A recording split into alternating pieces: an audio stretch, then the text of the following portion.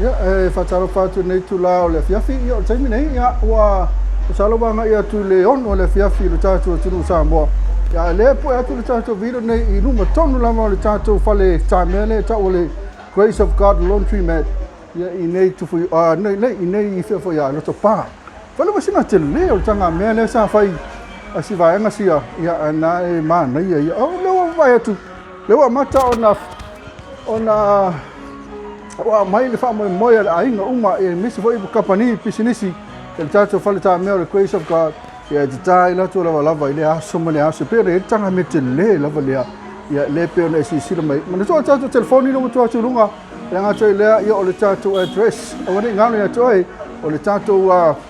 falta me nei e tu tonu lava nei lo to pa fa tonu lava ma le Frankie supermarket la tu mai o ya pe ona si la choi o a ko kai le ma na ya o le tātou whakata mea nei o le Grace of God I nei lo te pāo. Paisi o le pisi o le tātou whakata mea le nei ia whiawhi ia ono o turanga lei. Whaino pasinga ti munga fo le tātou tunu.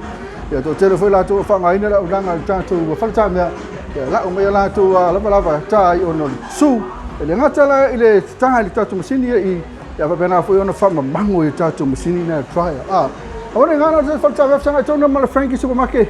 E pau la vale o falta mea fafsanga I tonua o ni alfu dis falta mea o tafatu o le falta mea le fafsanga I tonua ma le supermarket ia o ina le e ia le tatu falta mea le o ri ngalo ia oi ia o stato lai popuna le taimi o le fiafi ia mana tua o ri ngalo o tala ni falta mea mai le fitu ta o se pa itu la valu la fiafi mai la songo fua se pa ia le aso to nai al terminate